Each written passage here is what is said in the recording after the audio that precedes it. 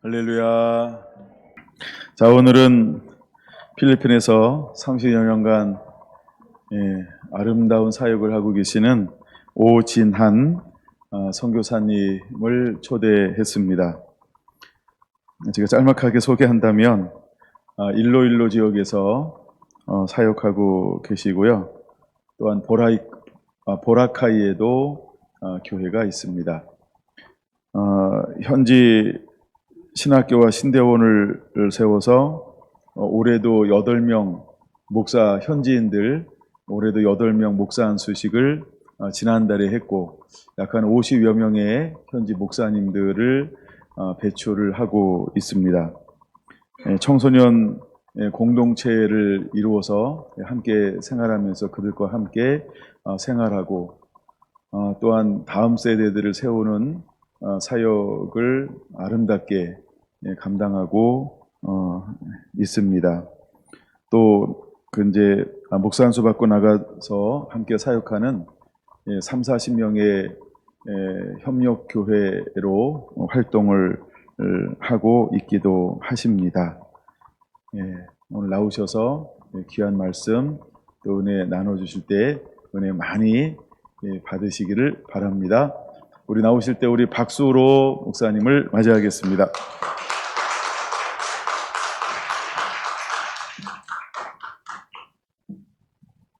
주님 안에 만나서 참 감사합니다. 경주가 아주 유명한 곳인데 제가 경주는 자주 오지 못했습니다. 이번이 아마 3번째 정도 되는데 경주가 신라의 수도였는데 와보니까 높은 빌딩 숲이 없고 아주 분위기가 참 좋았습니다. 아무튼 주님의 은혜 가운데 성가는 교회가 이곳에 세워져서 하나님의 나라가 계속 확장되어가는 모습을 볼 때에 하나님 앞에 감사드리고 또 여러분한테 감사를 드립니다.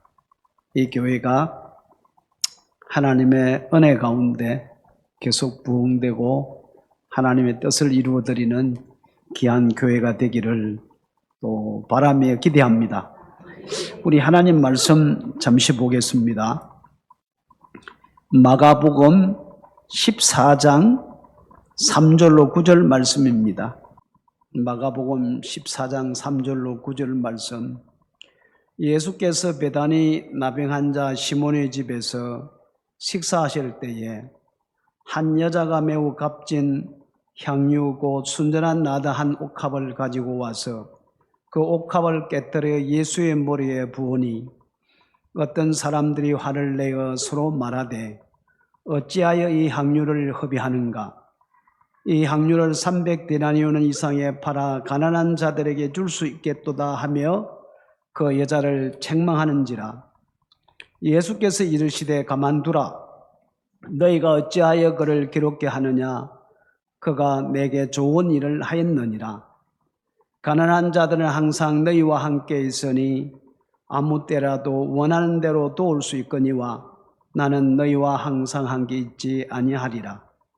그는 힘을 다하여 내 몸에 향유를 부어 내 장례를 미리 준비하였느니라. 내가 진실로 너희에게 이르노니 온 천하에 어디든지 복음이 전파되는 곳에는 이 여자가 행한 일도 말하여 그를 기억하리라 하시니라. 아멘. 우리 2021년 코로나가 한창일 때에 아프리카 부츠와나에서 사역하는 우리 이원준 선교사님이 코로나에 걸려서 병원에 입원했지만은 몸이 회복되지 아니하고 더 나빠지기 시작을 했습니다. 그러다 보니까 생명이 위험해지기에 이르게 되었죠. 그래서 여기에서 더 이상 회복될 수도 없고 치료받을 수 없으니까 결국에 한국에 가서 병원에서 치료를 받아야 되는데 아프리카에서 한국으로 가기 위한 앰뷸런스의 가격이 얼마 정도 되냐 하면 3억 정도 됩니다. 쉽게 몸이 아프지 아니하면은 그냥 비행기를 타고 갈 수가 있지만은 몸이 아픈 상태에서 갈 수 있는 방법은 오직 에어 앰뷸런스를 타고 갈 수밖에 없었습니다. 결국에 기도하기 시작하였고 그 기도의 제목이 성소한 카톡방에 또 여러 군데 이렇게 알려지기 시작을 했는데 하나님의 은혜 가운데 미국에 살고 있는 한 여성분이 그 기도 제목을 보고 자기가 지금까지 살아오면서 모아놓았던 모든 금액을 그 선교사님을 위해서 헌신을 했습니다. 그래서 감사하게 그 선교사님이 에어 앰뷸런스를 타고 한국에 귀국해서 병원에 입원하여 2년 동안 치료 결과 회복하여 이제 선교지로 돌아갈 수 있게 되었습니다. 저는 이 헌신한 여인의 모습을 보면서 오늘 본문에 나오는 마리아가 옥합을 깨뜨려 예수님의 머리 위에 향유를 부었다. 옥합을 깨뜨린 여인이 아닌가 하는 그런 생각을 가집니다. 왜 그렇습니까? 지금까지 모았던 전 재산을 털어서 이 선교사님 한 분을 살리기 위해서 헌신을 했는데 이분의 헌신이 혼적인 것인가 아니면 영적인 것인가 우리가 생각해 볼 수가 있습니다. 혼적인 것이 아니고 영적인 행동이었다 이렇게 볼 수가 있거든요. 그렇습니다. 저는 이 헌신한 이 여인의 모습을 보면서 정말 그 사람이 깨어지고 속 사람으로 살아가는 사람이었다. 혼적인 삶이 아니라 영적인 삶을 살아가는 사람이었다. 이렇게 생각을 해보면서 곰곰이 세 사람을 한번 생각해 보았습니다.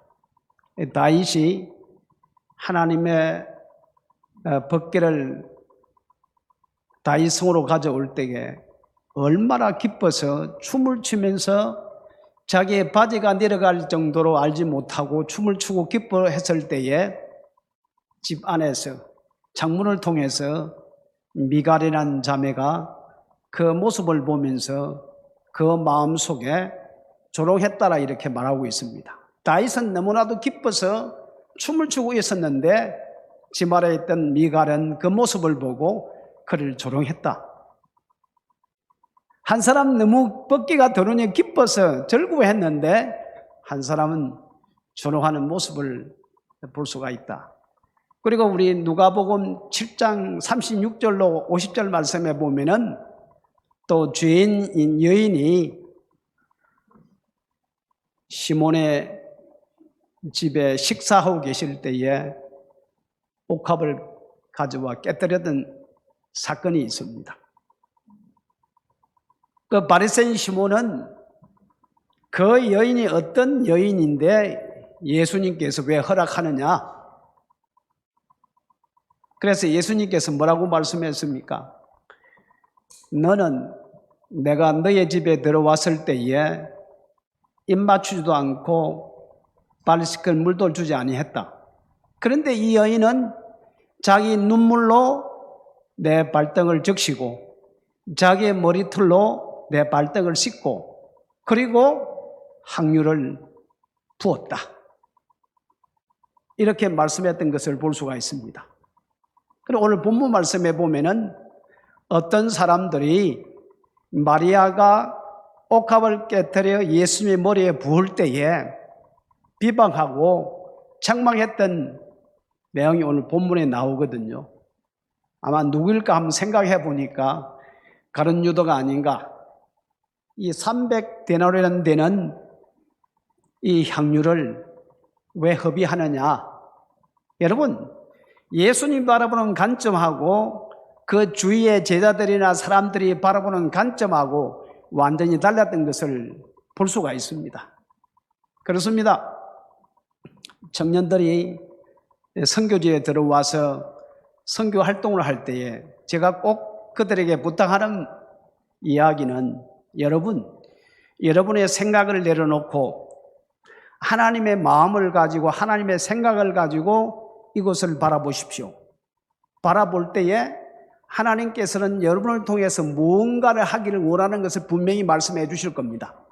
그래서 우리의 관점, 보십시오. 가룟 유다나 그 주위에 있는 제자들이 그 여인이 행하는 행동을 바라보고 어떤 관점을 가지고 그를 책망했습니까? 그런데 예수님은 그를 좋게 여기고 칭찬했던 것을 볼 수가 있거든요. 저는 우리 이현준 선교사님을 위해서 헌신한 그 자매의 모습을 보면서 주위에 그를 칭찬하는 사람도 있지만은 또 가룟 유다처럼 그를 비방하고 책망하는 사람도 있다는 것을 우리는 생각을 할 수가 있다는 말씀입니다. 그래서 저 또한 그 사람이 깨어져서 속사람이 드러나야만이 옥합이 깨트려져 향기가 나듯이 우리의 삶도 그 사람이 깨어져야만이 속에 있는 그리스도의 향기가 나타나지 아닐까 하는 그런 생각을 가져봅니다. 저는 92년도에 필리핀 중부지방 일로일로지에 들어갔습니다. 제가 신수동교회 사역을 했는데 신수동교회 목사님이 저에게 호주 원주민 사역을 하러 들어가라 그래요. 저는 하나님의 음성을 듣지 못했거든요. 그래서 저는 이쪽으로 가야 되는데 목사님이 갈 수 없습니다. 그랬더니 자기 말씀 안 듣는다고 그냥 끝내버린 거예요. 그렇지만 하나님께서 내가 처음 심우했던 인천 간석교회의 목사님을 통해서 파송을 받고 일로일로 필리핀 지역을 들어가기 위해서 사역을 시작을 했습니다. 하나님께서 또 그렇습니다. 참 옛날에는 내 생각을 가지고 내 계획을 가지고 내가 계획을 세워서 열심히 일을 했지만은 요사이는 내 계획이 아니라 내 뜻이 아니라 하나님께서 나를 통해서 어떤 일을 하길 원하시는지 그것이 종으로서 그것이 사역자로서 해야 될 것이다. 그래서 늘 날마다 때마다 내 뜻이 아니고 하나님의 뜻이 어디 있는가 이걸 찾기를 원하고 있습니다. 그래서 하나님의 은혜 가운데 94년부터 또 신학교를 하기 시작했습니다. 왜냐하면 우리가 전도하고 일하는 데 있어서 제한이 있습니다. 아무리 내가 열심히 한다 할지라도 한계가 있지 않습니까? 그렇지만은 그곳에 있는 젊은 청년들, 젊은 청소년들 훈련시켜서 저들을 하나님의 사람으로 만들어 놓으면은 저들을 통해서 하나님의 나라가 계속 확장되어 가지 않을까 그런 생각을 가지면서 학교를 시작하고 아마 지금까지 28회 졸업을 시켰습니다. 한 350명 정도 이렇게 졸업을 시키고 목사 안수 받은 사람들이 한 50명 정도가 되고 그리고 개척된 교회가 한 50개가 되는데 한 20개 교회는 각 교단으로 이렇게 목회자들이 가고 지금 나와 함께 사역하는 우리 사역하는 교회가 30개 정도 이렇게 같이 사역을 하고 있습니다.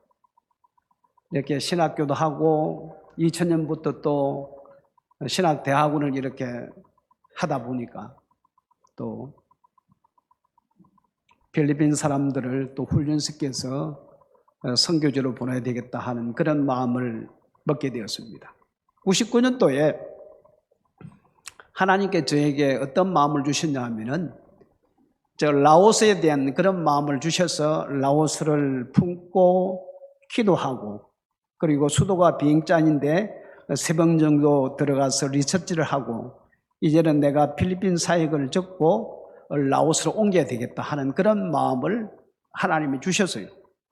그래서 모든 걸 준비하고 이제는 라오스를 떠나겠습니다라고 이렇게 모든 교회 이야기를 하니까 제 말에 찬성하는 교회가 아무도 없었어요. 모든 사람이 반대를 하는 거예요. 아니 나는 하나님의 음성을 듣고 하나님 원하는 길을 따라서 라오스를 옮기려고 했는데 다 반대하는 거예요.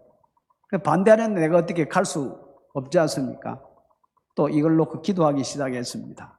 기도하니 하나님이 어떤 마음을 주셨냐 하면은 네가 가는 것보다는 필리핀 사람들을 훈련시켜서 그들을 그곳으로 보내는 것이 좋지 않냐 하는 그런 마음을 주셔서 그때부터 대학원에서 선교사를 보낼 사람들을 훈련을 시키기 시작했습니다. 그러면은 필리핀 선교사님들을 보내고 누가 뒤에서 후원하고 기도해야 되는가? 이것이 이제 문제가 떠올랐습니다. 지금 이 사역도 필리핀에 있는 이 사역도 너무나도 힘들어서 힘겨워 지금 하고 있는데 선교사를 파송하면은 그를 위해 기도하고 그를 후원해야 되는 누가 이걸 해야 되겠나? 하나님이 저 마음속에 보라카이 땅에 보라카이가 어떤 곳인지 아시죠, 여러분? 아세요, 모르세요? 아주 유명한 관광 지역입니다. 유명한 관광 지역인데 그곳에 하나님께서 교회를 개척하는 그런 마음을 주셨어요. 그래서 그때 그 당시 우리 종신대학원 항성철 교수님이 일요일 방문하여 함께 예배하면서 제가 그 말씀을 드렸거든요. 목사님, 이 보라카이 땅에 한인교회를 개척하고자 하는데 목사님 생각은 어떻습니까? 그랬더니 목사님이 백사장에 기도하면서 해야 된다. 그래서 이분이 1년 동안 열심히 돈을 50만 원씩 모아서 600만 원을 모았습니다. 그리고 그러면은 개척 교회를 하고 목회를 해야 되는데 내가 선교 사역으로서 사역을 할 수 없으니까 미국에 은퇴하신 목사님을 좀 보냈으면 했으면 좋겠습니다. 그랬더니 처음에는 한 분이 오신다고 했는데 결국에 못 오신다는 연락이 왔어요. 그래서 그 항성철 목사님이 600만 원을 보내면서 오 목사 알아서 하라고. 그래서 마침 우리 보라카이 스킨스쿠버 사업을 하는 집사님 한 분 계셔가지고 그 스킨스쿠버 샵 2층에 그냥 의자만 깔고 지금으로부터 18년 전에 1월 달부터 예배를 드리기 시작을 했습니다. 그래가 지금까지 이 교회가 진행되어 왔고 또 이 교회를 우리가 필리핀 선교사님을 5분 인도 차이나반도 파송했는데 그 교회가 지금까지 책임을 지고 후원비와 기도에 동참을 하고 있습니다. 저는 한번 생각해 보았어요. 선교사가 선교사를 훈련시켜서 선교사를 보내고 선교사를 위해서 후원을 한다. 이건 쉬운 일이 아닌 것 같아요. 내가 뒤돌아보면 이것은 내가 한 것이 아니고 하나님이 하셨구나. 하나님이 하셨기 때문에 이걸 잘 감당했지 않나 하는 그런 생각을 들면서 우리 3년 전에 팬데믹이 시작을 했지 않습니까? 우리 그때 그 당시 보라카이 땅에 한인들이 얼마나 살았냐 하면은 한 600명 정도 살았습니다. 600명 살면서 이분들이 사업도 하고 여러 가지 일들을 했습니다. 이 팬데믹이 터지고 3개월이 지나니까 몇 명이 남았냐면 30명이 남더라고요. 600명 가운데 30명이 남으니까 교회도 이제 8명 정도 예배를 드리게 되었습니다. 자, 성도들이 한국으로 떠나고 남은 사람이 10명 정도 남았는데 이 사람을 데리고 어떻게 계속 선교를 할 수 있겠는가? 그렇지만은 어려운 가운데서도 하나님이 역사하시더라고요. 결국에 인간이 선교하는 것이 아니라 사람이 선교하는 것이 아니라 하나님이 선교를 하더라고요. 물론 4년 동안 힘들고 어렵고 빚도 졌지만은 그래도 한 달도 빠짐없이 선교사들에게 선교비를 보냈다 하는 것에 대해서 참 감사를 하고 있습니다. 그래서 다시 이제 이 팬데믹 끝나고 사람들이 들어와서 시작하지만은 아마 보라카이 한인교회 한 성도들 80%가 한국에 정착하고 한 20%만 돌아와서 지금 그런 상태에 있습니다. 아무튼 하나님께서 이 교회를 통해서 선교 사역하는데 큰 힘이 되었다는 말씀입니다. 보라카이 교회를 개척하게 된 이유는 두 가지 이유입니다. 첫째로 사람들을 통해서 또 더 사람들을 영혼을 낳게 하기 위해서, 두 번째로는 이분들을 통해서 필리핀 선교사들을 후원하기 위해서 이렇게 했던 것을 볼 수가 있습니다.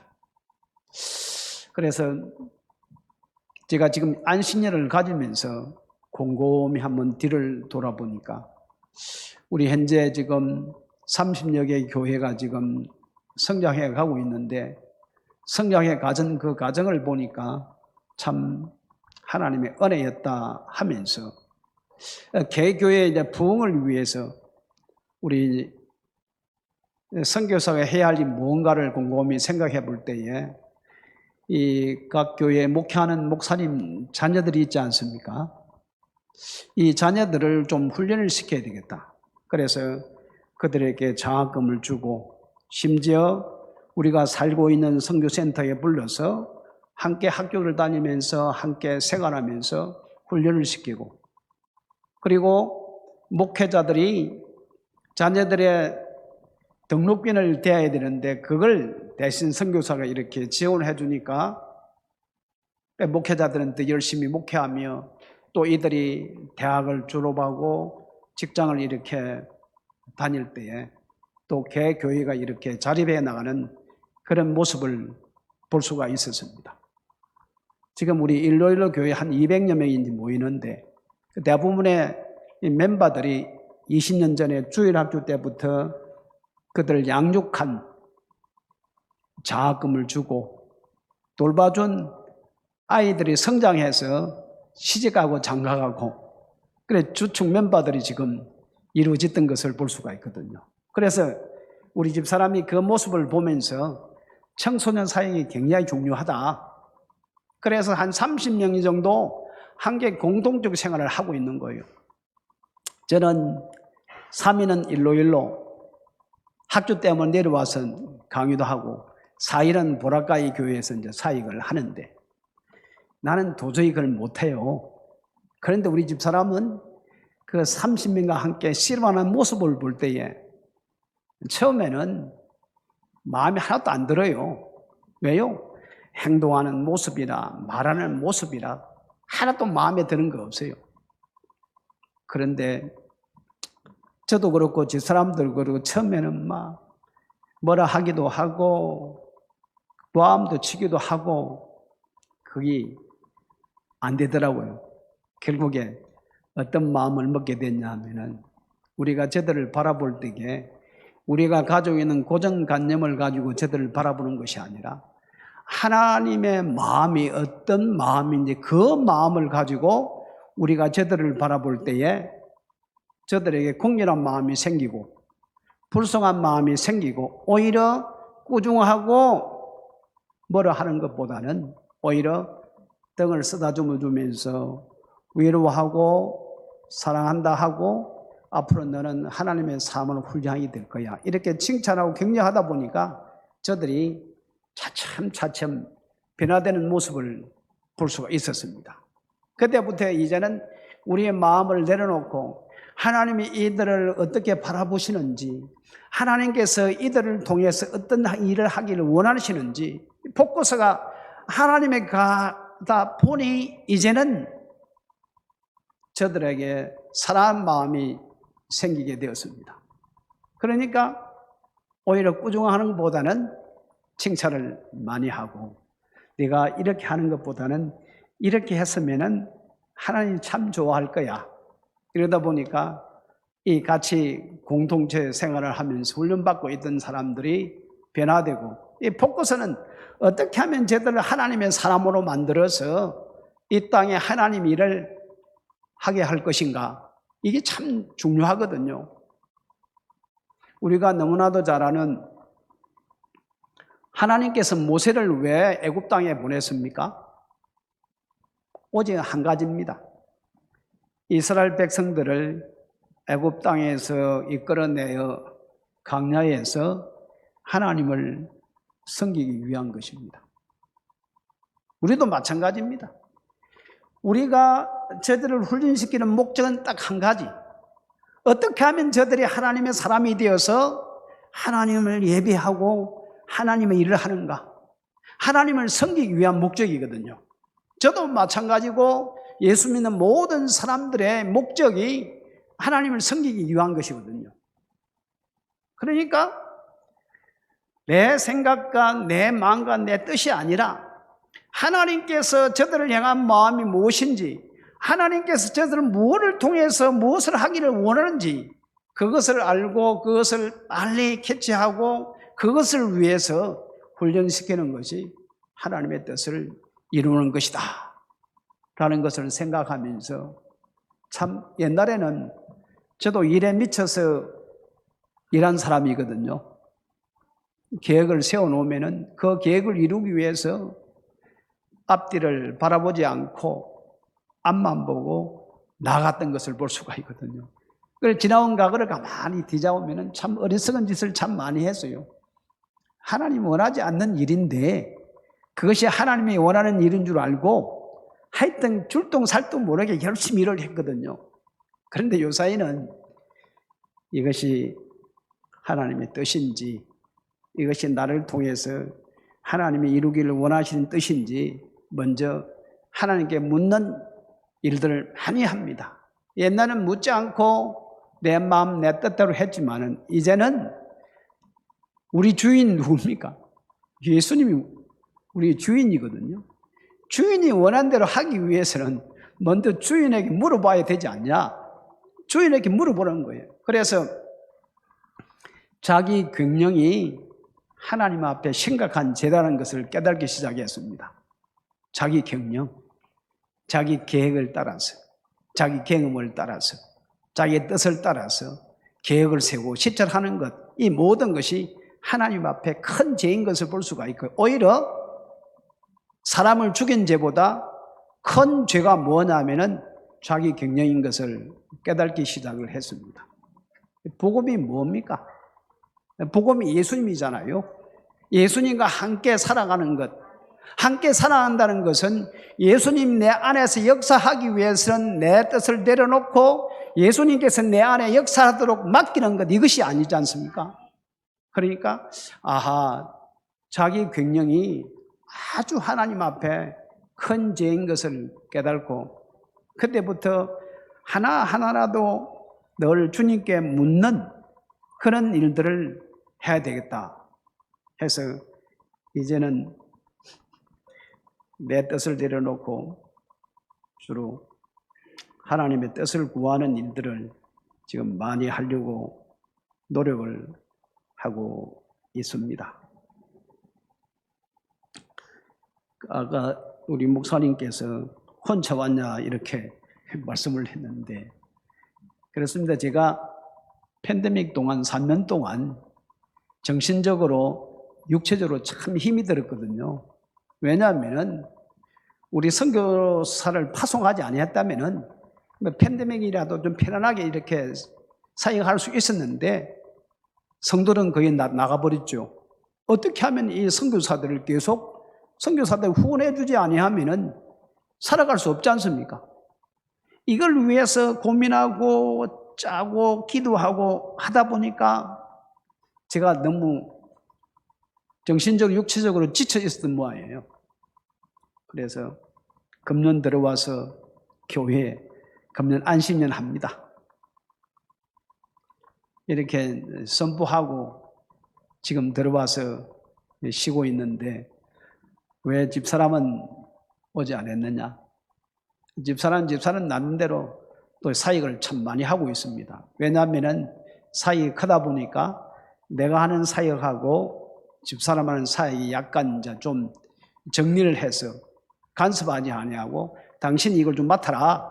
내가 시간도 없고 영역이 이제 거의 못하니까. 그래서 집사람이 이걸 좀 맡았어요. 그래서 이번에 지금 필리핀에 거의 학교들이 지금 방학에 다 들어갔거든요. 우리 신학교나 우리 대학원도 방학에 들어가고 9월 첫째 주에 이제 개학을 하는데 이 방학이 시작되면은 뭘 하지요? 개교회마다 성경학교를 하지 않습니까?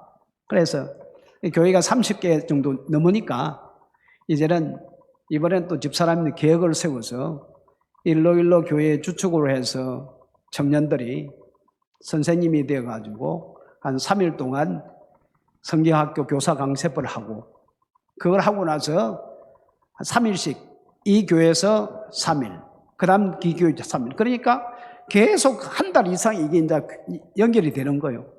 그러다 보니까 개 교회마다 또 교사들은 한 달 동안 교회를 옮겨 다니면서 그게 자고 먹고 해야 되기 때문에 이것이 경비가 많이 들어가니까 나보고 돈 좀 보내라고 그래요. 그래서 아무 대답을 안 했거든요. 왜냐하면 교회가 많다 보니까 또 이런 사회를 하다 보니까 그래 요사이는 저는 좀 일을 안 벌렸으면 참 좋겠는데 우리 집 사람은 뭐 하여튼 엄청나게 일을 많이 벌리고 있거든요. 그래서 물론 그것도 하나님의 뜻이면은 이루어지겠지요. 그래서 집 사람이 지금은 여름 성경학교 또 9월 달에 있을 개학을 위해서 또 그걸 준비를 해야 되니까 함께 나오지 못하고 저 혼자 그냥 조용히 지금 쉬고 있고 그래서 저도 한 3개월 정도 성경연구원에 들어가서 좀 공부를 해야 되지 않을까 그런 생각을 가지고 우리 10월 말에는 또 이제 남미 쪽에 이제 선교 아우리치가 잡혀 있어 가지고 그쪽으로 지금 계획을 하고 있습니다. 그렇습니다. 미국의 한 자매가 어떻게 옥합을 깨뜨리는가? 혼적으로 살았다면 절대로 옥합을 깨뜨릴 수 없었을 것입니다. 마리아도 옥합을 깨뜨릴 향유를 예수님께 머리에 부으셨는데 어떻게 그 옥합을 깨뜨렸는가? 결국에 우리 그 사람이 깨어져야만이 그렇지 않습니까? 여러분 옥합이 중요합니까? 아니 옥합 안에 들어있는 향유가 더 중요합니까? 향유가 더 중요하거든요. 우리 그 사람도 중요하지만 그 사람보다 속 사람이 더 중요하지 않습니까? 우리 속에 있는 속 사람이 드러나 향기를 품기 위해서는 옥합을 우리 그 사람을 깨뜨려야만이 우리 속에 있는 그리스도의 향기가 좀 풍겨 나오지 아니할까요? 저는 이걸 생각합니다. 그렇다. 하나님이 우리에게 속사람을 주셨는데 우리의 속사람이 우리의 삶을 통해서 드러나기 위해서는 그 사람이 깨어져야 된다. 깨어지지 않고는 우리 속에 있는 그리스도의 향기가 나타나지 않는구나. 그러면 여러분, 우리 그 사람을 깨뜨리기 위해서 어떻게 해야 됩니까? 우리 예수님께 그런 말씀 하셨지 않습니까? 누구든지 나를 따르거든 너 자신을 부인하고 너희 십자가를 지고 나를 따르라고 이렇게 말씀을 했거든요. 부인하는 것은 저는 그 사람을 깨뜨리는 것이 아닌가 그런 생각을 해 봅니다. 그럼 이것을 어떻게 깨뜨려야 되는가? 우리 예수님의 사역 가운데 꼭 세 가지를 가지고 사역을 했던 것을 볼 수가 있거든요. 뭡니까? 말씀, 성령의 능력, 기도, 이 세 가지를 통해서 예수님의 사역을 우리에게 모범적으로 보여주셨던 것을 볼 수가 있거든요. 우리 성막을 보면은 성소 안에 보면은 세 가지 기구가 있지 않습니까? 떡상, 촛대, 향단 세 가지는 뭘 상징합니까? 그 상징을 보니까 물론 예수님을 상징하고 있지만은 하나님의 말씀을 상징할 수 있고 기도를 상징할 수 있고 그리고 성령의 능력을 상징할 수 있거든요. 성령을 상징할 수 있거든요. 그러니까 결국에 내 자신의 그 사람을 깨뜨리기 위해서는 하나님 말씀밖에 없구나. 하나님의 말씀이 내 속에 역사할 때에 내가 성령을 통해서 깨어질 수 있구나. 기도를 통해서 깨어질 수 있구나. 그래서 예수님께서 우리에게 그 사람을 깨뜨리기 위해서 한 행동 가운데 세 가지를 보여주셨거든요. 결국에 말씀을 따라갈 수밖에 없는 거예요. 말씀은 생명이거든요. 말씀은 사람들을 얼마든지 변화시킬 수 있는 그런 능력을 가지고 있지 않습니까? 하나님께서 말씀으로 이 세상을 창조하지 않았습니까? 그렇기 때문에 말씀을 통해서 모든 것이 이루어진다는 사실입니다. 그래서 우리 집사람이 제게 가끔 물어봐요. 여보, 당신 하루에 성경 몇 장 봐? 그래, 하루 최소한 3장은 봐. 끌끌 웃어요. 부끄럽죠. 요사이는 성경을 읽든지 듣든지 어떻게 하든지 간에 하루에 한 권을 떼려고 합니다. 66권이니까 66일이면은 성경 한 독을 할 수 있구나. 그래서 많든 적든 하루에 한 권씩 떼야 되겠다 하는 그런 마음으로 아침에 일찍 일어나면은 먼저 한 권을 떼려고 노력하고 있고, 기도는 꼭 집중적으로 해야 되지만은 얼마든지 움직이면서 걸으면서 기도할 수 있지 않습니까? 요새 제가 몸이 안 좋아서 아침에 일어나면 1시간 반 정도 이렇게 걷는 운동을 많이 합니다. 그럴 때에 리시바 끼어가지고 최소한 또 설교 2편을 듣습니다. 하루에 설교 2편을 들으니까 그래 다른 분이 설교했던 것, 또 내가 설교했던 것 이렇게 들으면서 또 하나님이 또 그 말씀을 통해서 나에게 은혜를 주실 때에 나도 변화되어야 되겠다. 나도 이런 삶을 살아야 되겠다. 나도 하나님 앞에 바로 서야 되겠다.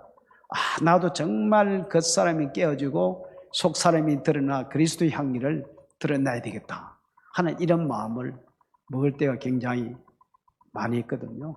그렇습니다. 우리가 하나님을 잘 섬기기 위해서는, 우리가 하나님 앞에 영광을 돌리기 위해서는 결국 우리 그 사람이 깨어지고 속 사람의 향기가 드러나야 된다.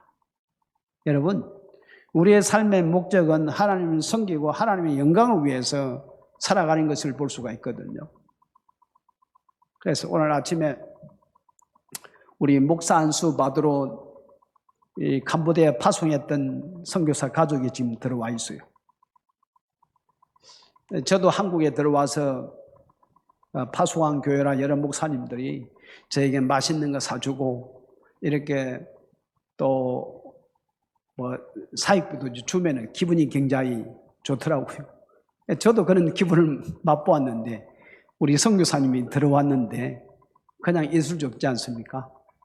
있는 거 없는 거 다 들어서 이렇게 주다 보니까 참 힘든 가운데 있는데, 제가 이제 우리 선교사님을 만나서 보라카이 교회가 지금 너무나도 힘들어서 당신들 후원하는 일에 하여튼 최선을 다하고 있는데 기도를 많이 해야 된다.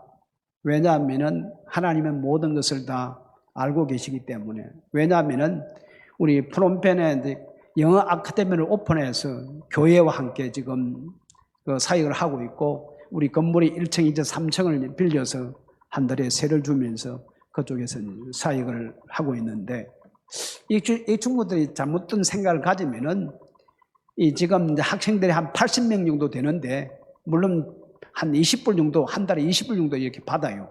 받는데 이들이 계속적으로 물질에 대해서 관심을 가지면은 선교에 대해서 엉뚱한 마음을 먹을 수 있기 때문에 늘 이렇게 오늘 아침에도 카톡을 보면서, 물론 여러 교회를 목사님을 만나고 후원을 받아야 되겠지만은 우리의 포커스는 우리의 경영이 아니라 하나님의 뜻을 따라 한 영혼 한 영혼을 구원하기 위해서 집중적으로 해야 된다.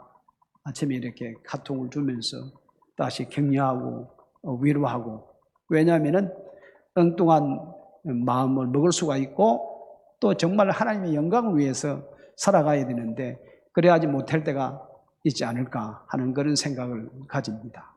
자, 우리 모두가 하나님의 영광을 위하여 살아가야 되는데 하나님의 영광을 위하여 사는 것이 뭘까요? 많은 사람들이 혼동을 하더라고요. 하나님의 영광이라는 것은 저도 참 고민을 많이 했습니다. 어떻게 설명하는 것이, 어떻게 우리 삶 속에 적용하는 것이 하나님의 영광을 위하여 사는 것인가? 저는 이렇게 생각을 합니다. 다른 것은 다 잊어버려도 이것만은 잊어버리지 말기 바랍니다. 하나님의 영광은 하나님의 속성과 하나님의 성품이 우리를 통해서 드러날 때에 하나님 앞에 영광이 된다는 겁니다. 하나님의 속성, 하나님의 성품이 뭡니까? 성경이 말하고 있습니다. 하나님은 사랑이십니다. 하나님은 거룩하신 분이십니다. 하나님은 충성하시는 분이십니다. 하나님은 오래 참으실 분이십니다. 이런 하나님의 속성과 성품이 있지 않습니까? 만약에 내가 성령을 통해서 하나님의 사랑이 내 마음밭에 부음받아서 내가 그 사랑으로 말미암아 삶을 살아갈 때에 그 사랑이 내 주변에 나타날 때에 하나님의 성품이 드러남으로 말미암아 그걸 통해서 하나님 앞에 영광이 된다는 말씀입니다. 그렇습니다. 저도 그렇고 여러분도 그렇고 하나님의 영광을 위해서, 하나님의 영광을 위해서 살아가기 위해서는 결국에 우리 그 사람이 깨어져야 된다라고 이렇게 결론을 말씀을 드릴 수 있겠습니다. 생각날 때마다 우리 필리핀 일로일로 선교지를 위해서 여러분들 기도해 주십시오. 여러분의 기도가 연합에 대해서 놀라운 일들이 일어납니다. 여러분, 선교라는 것은 내 혼자 하는 것이 아닙니다. 뒤에서 기도하는 분들도 계시고, 뒤에서 사랑으로 후원하는 분도 계시고, 뒤에서 관심을 가지고 염려하며 함께 기도해 주는 그런 사람들이 있기 때문에 이것이 연합이 되어서 이것이 하나에 합해서 하나님께서 이걸 이끌어 가시는 줄 믿습니다. 그래서 선교는 혼자 하는 것이 아니라 함께 더불어서 하는 것이다, 이렇게 말씀을 드릴 수가 있습니다. 저는 늘 하나님 앞에서나 사람 앞에 누굴 만나더라도 선교해 주십시오 이런 말 잘 하지 않습니다. 지금까지 그런 말을 한다고 해서 이루어진 게 없거든요. 딱 한 가지 간증만 하고 마치도록 하겠습니다. 세월이 좀 지났습니다. 우리 필리핀 우리 전도사님이 이제 액체 THM 코스에 이제 들어가기 위해서 이분을 보내야 되는데, 이분을 한 달에 이렇게 생활할 수 있는 약간의 생활비를 좀 보내야 되겠다. 그래서 한 교회 집사님이 저에게 매월 15만 원씩 이렇게 후원하는 집사님이 계셨습니다. 그분이 서울 동대문 시장에서 이제 점포를 가지고 장사하는 분이세요. 그래서 집사님, 우리 전도사님이 아시아연합신학대학원 THM 코스로 들어와서 2년 동안 공부하는데 저에게 보내주신 그 선교비 우리 전도사님을 위해서 좀 보내주십시오. 그랬더니 흔쾌히 그리 하겠다라고. 그래서 그 집사님이 2년 동안 잘 보내주고, 그리고 이 전도사님이 이제 졸업을 하고 다시 필리핀에 돌아왔습니다. 그래서 집사님 만나서 그동안 후원해 주셔서 감사합니다 그랬더니 그동안에 참 어렵다는 이야기를 해요. 그런데 이분이 IMF 때 빌딩을 사신 분이거든요. 빌딩을 안 샀으면은 제가 그런 말 안 할 건데, 그러니까 많이 듣고 나서 마음속에 마음이 상하더라고요. 그래서 제가 뭐라고 이야기했냐면, 집사님, 선교사는 거지가 아닙니다 라고 이제 기도하고 이제 돌아왔어요. 아마 그 집사님이 선교사는 거지가 아닙니다라고 이제 그 말을 듣고 깜짝 놀랐는지 그 뒷날 통장에 저한테 500만 원을 보냈더라고요. 그 참 그래서 저는 누구 만나더라도 선교해 달라는 소리야. 왜냐하면 선교는 하나님 하시니까 하나님께서 하나님의 방법으로 하신다는 사실입니다. 그렇습니다. 제가 우리 김경수 목사님을 통해서 또 이 단에 서게 되었는데 아무튼 주님 앞에 감사하고 잠깐 저의 선교 사역에 관해서 간증을 나누었습니다. 결국 우리 모두가 이렇게 한 자매처럼 또 마리아처럼 옥합을 깨뜨려서 주님 앞에 헌신하는 우리 모두가 되었으면 참 좋겠습니다. 기도하겠습니다.